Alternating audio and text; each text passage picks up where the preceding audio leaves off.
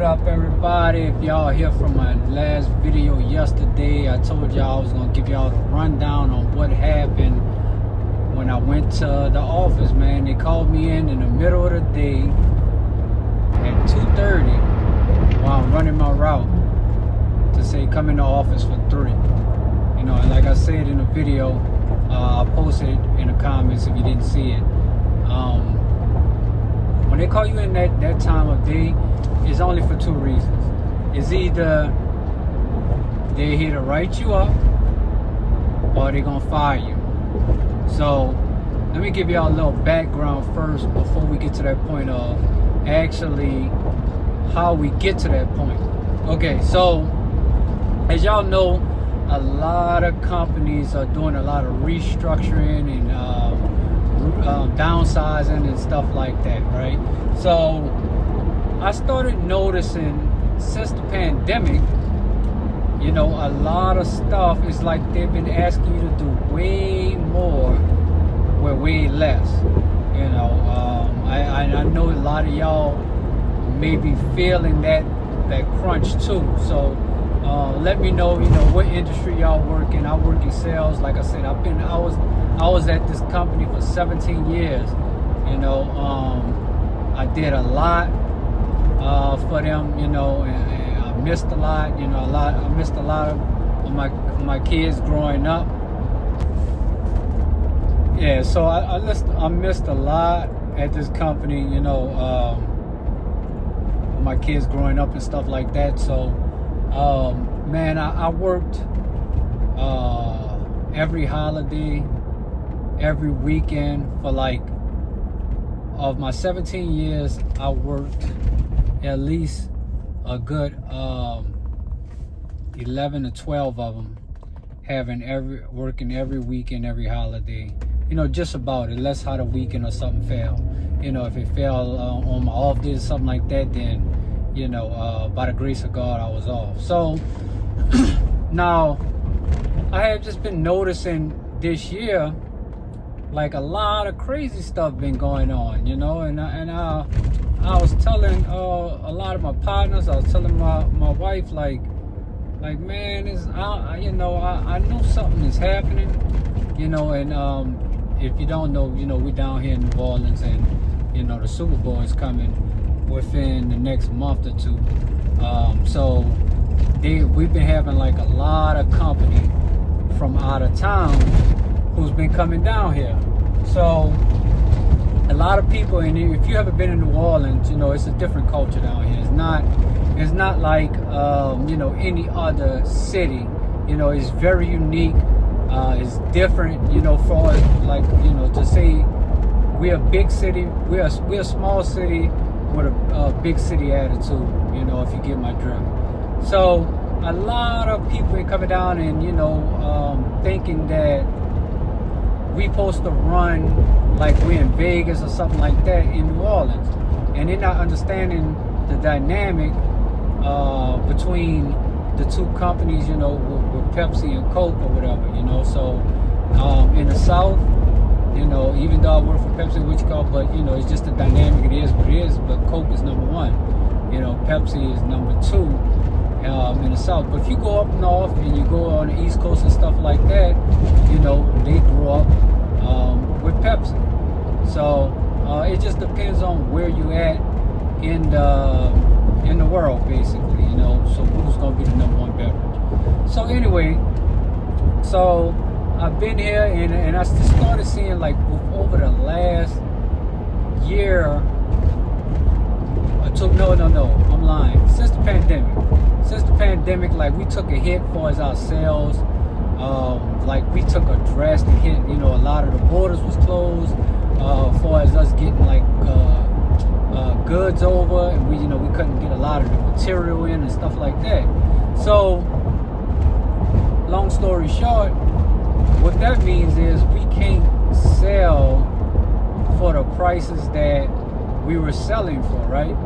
So that means that consumer goods prices go up, our prices have to go up. Now, I'm more on the small side. I'm dealing with like your gas stations, more of your smaller, bigger stores like your Dollar Generals, Family Dollar, stuff like that.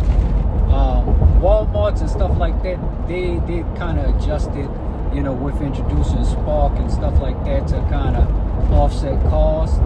But like a lot of your Dollar Generals, Family Dollars, your gas stations with like your moms and pops organizations, they couldn't do that because of the simple fact that they don't have the investors and the money power to hold on long enough to take the hit. You know, so a lot of customers I know went out of business that was in business for, you know, a long time, and they just had to close their doors because they just couldn't keep up with everything since the pandemic. You know, so with that being said, that caused a lot of friction within the office. You know, case in point, when people came down here and they was wondering like, wow, numbers wasn't hitting from, you know, previous years or whatever, and it was just baffling to me because, like, you know, like, y'all don't see that we in the same pandemic that you're in. You know, like, are we being realistic, or we just making up stuff to sound good? You know, and you would ask, I would ask them, you know, how do y'all want us to actually do this? You know, how do y'all want us to actually do this? Because I don't mind working. I have no problem with working. But how do y'all want us to do all of this stuff without the people? You know, case in point, I'm going to give you a comparison, okay? So a route for the day, Mike, a typical route for a Pepsi average like 13 or 14 stops.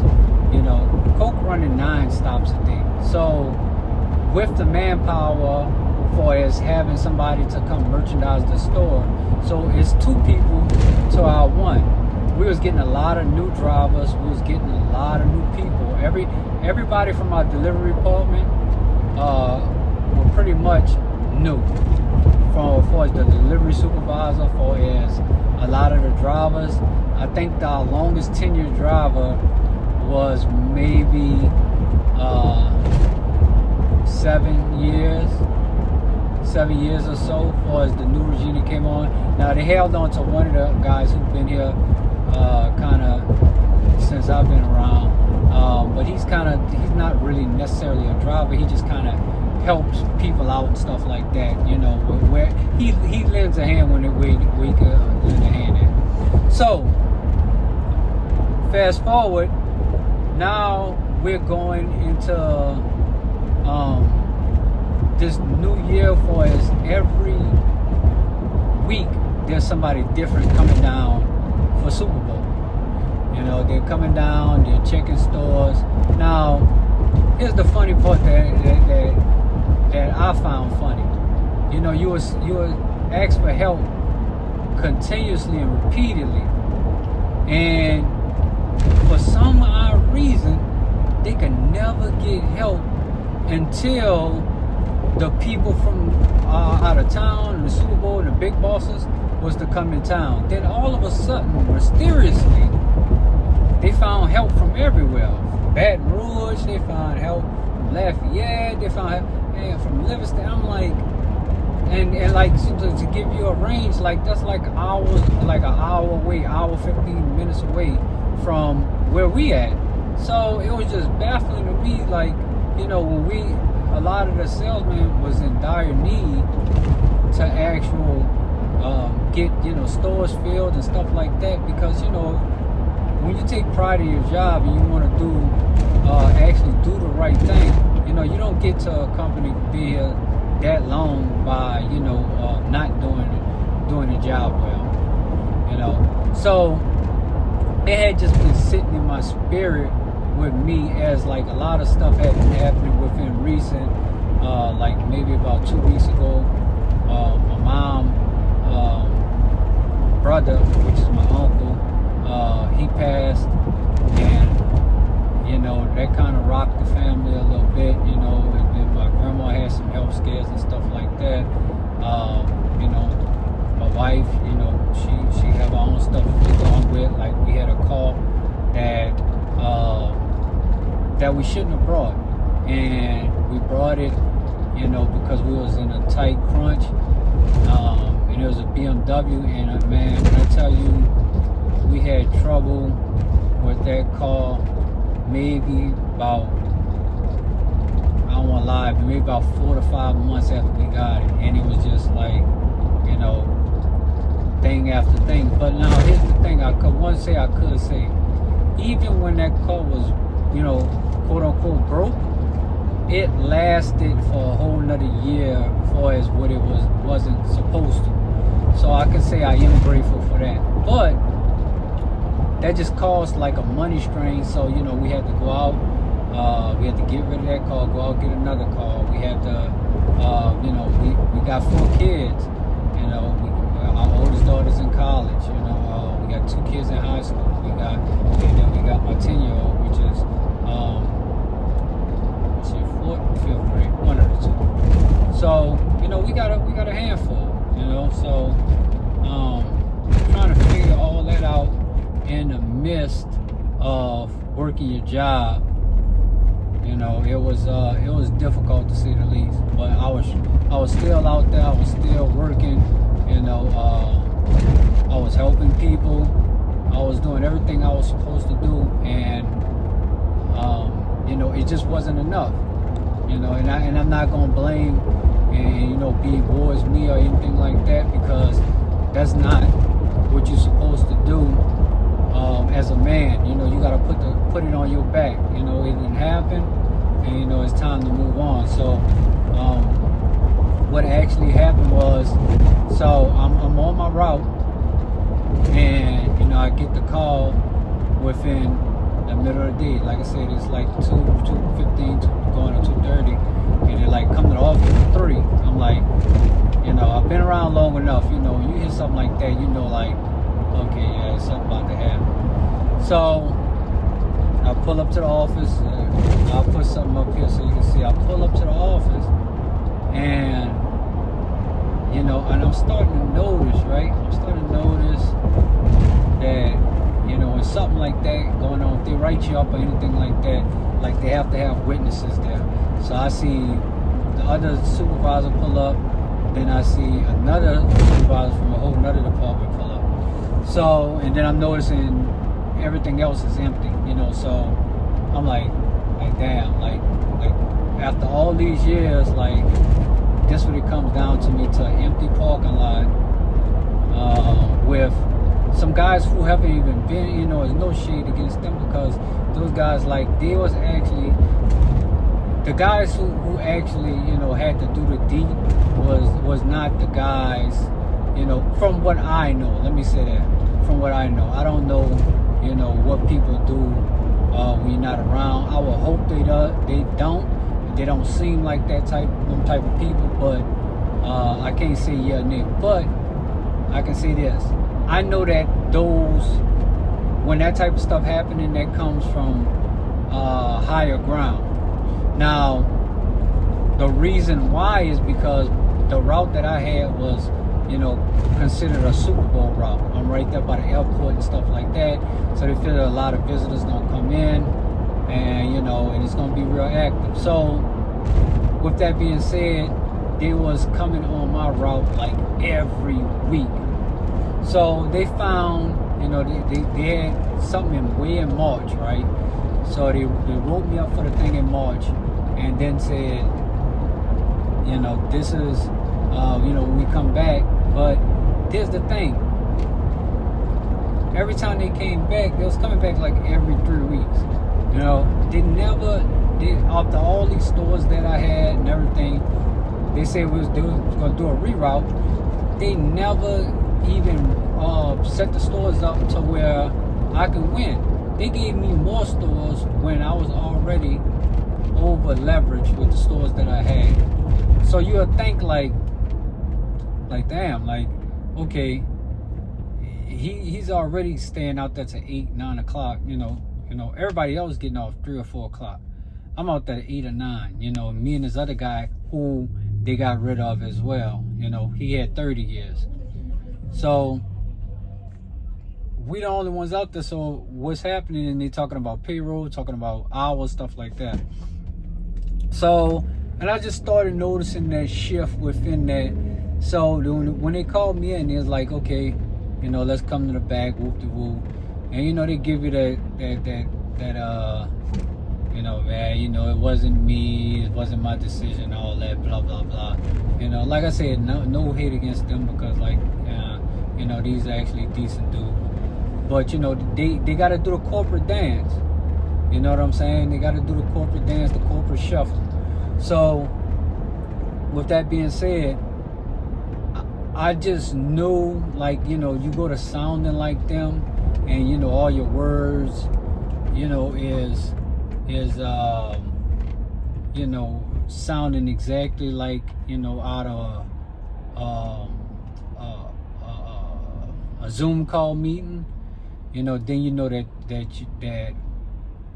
you're done. You know, that basically they got you.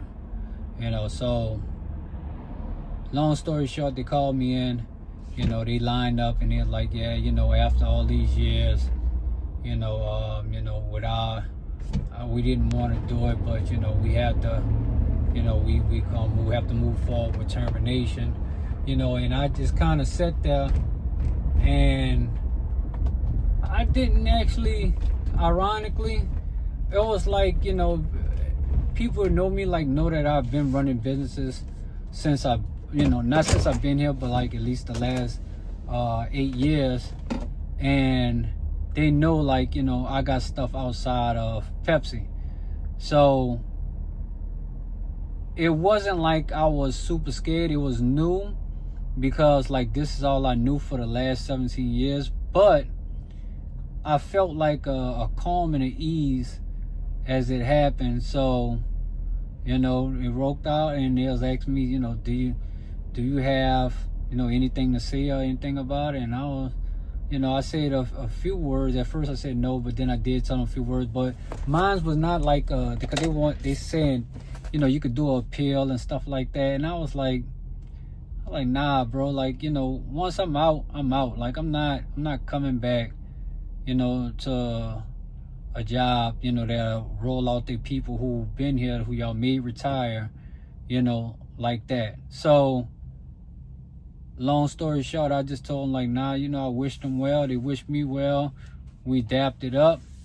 You know, I turned in my badge and my phone, and I rolled out. Like, and I was like, you know, now it's on to my new chapter, man. So, you know, I'm going to be documenting my journey, you know, to full entrepreneurship. You know, I would love if y'all to follow along and, you know, see what it actually takes, because I'm going to bring y'all behind the scenes. I'm going to be showing y'all side hustles. I'm going to be showing y'all everything that actually, what it actually takes to actually run a business. But now I have the time and the freedom to run my businesses. So I'm going to be showing y'all all that. So, you know, if you want to be down the journey, if you're thinking about quitting your job, make sure you follow me and hit that notification bell.